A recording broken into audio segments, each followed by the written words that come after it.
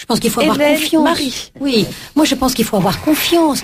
Si vous voulez, il faut avoir confiance dans ce que nous demande l'Église, vous voyez, et s'abandonner à la providence et se dire, si l'Église nous demande cela, avec justement les sacrements de réconciliation, l'Eucharistie, eh bien, on va y arriver. On va peut-être cahoter, ça va être un chemin. Vous voyez, la sainteté, c'est un long chemin. Donc, on va commencer. Si l'Église demande ça, ben, on va se lancer. Lançons-nous dans une méthode naturelle. Et puis, on verra bien. On va lançons-nous avec des appuis. Et je voudrais qu'on parle de ces appuis d'ailleurs, parce que c'est vrai qu'il faudrait pas que les familles, les couples se sentent isolés et seuls dans cette volonté de gravir ce sommet vers la sainteté tout seul. On a Claire qui est avec nous. Je crois que Claire n'est pas du tout contente. Bonjour Claire. Bonjour.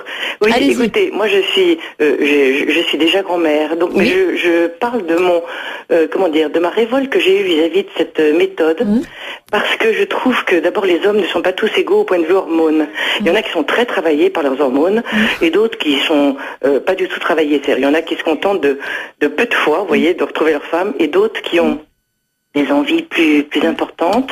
Je parle d'une façon générale là, et notamment pour les maris qui voyagent, ça pose un énorme problème. J'imagine la tête d'un mari qui voyage et dont la femme lui dit quand il rentre, écoute, je suis désolée, c'est pas l'heure parce que tu vois c'est la période très fertile et donc je suis désolée, mais on va voir ailleurs. Mais pour certains, qui savent qu'ils peuvent avoir ce genre d'accueil, ça peut correspondre quand même à quelque chose de difficile à vivre. Et d'autre part, pour la femme, d'autoriser, que l'Église dise, bon, écoutez, dans la période totalement infertile après l'ovulation pour la femme, d'être totalement disponible, c'est vraiment le moment où la femme n'en a plus du tout envie physiologiquement. Et là, l'Église autorise donc l'homme à pouvoir prendre son plaisir chez une femme qui, elle, ne l'aura pas. Pardon, excusez-moi. Jusque-là, je vous suivais, là, je vous ai un petit peu perdu de vue. Pourriez-vous préciser la dernière phrase que vous dites? L'Église autorise l'homme. Oui, je dis que quand l'Église autorise le couple à se retrouver après l'ovulation, cela correspond à une période où la femme, physiologiquement, n'a plus du tout envie de l'acte. Mais ça, c'est physiologique. Hein. Vous êtes médecin, il y a un moment où elle en a envie, et il y a un moment où psychologiquement, elle peut en avoir envie parce que ça peut apporter la tendresse. Mais je veux dire, ça autorise, ça fait quelque chose de bancal. L'homme prendra toujours son plaisir, la femme aura vraiment beaucoup de peine à le trouver. Alors là, on est à la croisée entre des discours un peu, j'allais dire, ancrés peut-être politiquement dans une revendication féministe, à la croisée des discours théologiques. Donc je voudrais passer la parole aux médecins et puis aux hommes, puisqu'il se trouve qu'on nous parle des hommes, de leurs hormones, de leurs appétits. Alors, à vous, messieurs. Ouba. Allez, Jean-Paul, vous êtes médecin. Je suis un homme. Droit de réponse.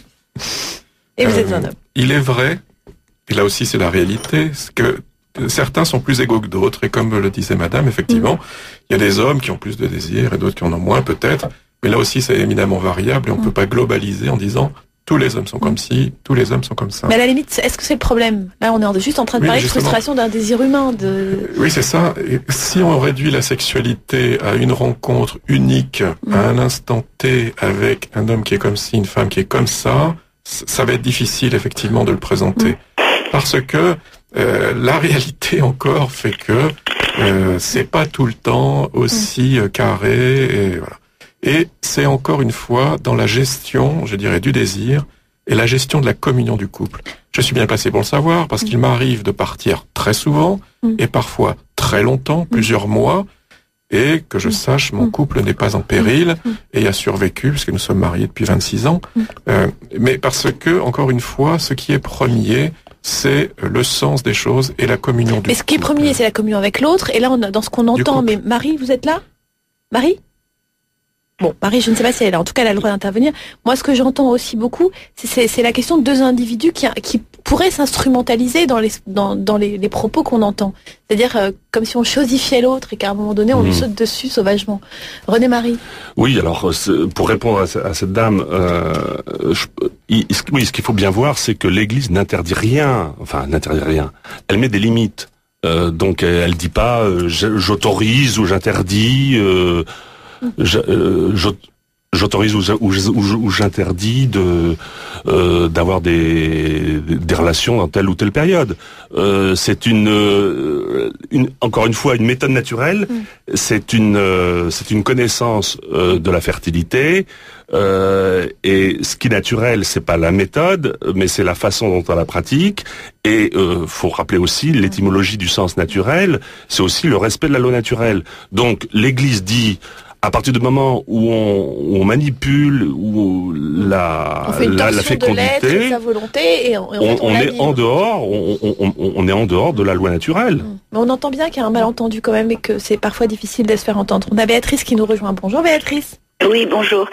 Je voulais simplement poser la question au sujet de la pilule parce que je ne sais pas exactement comment ça fonctionne.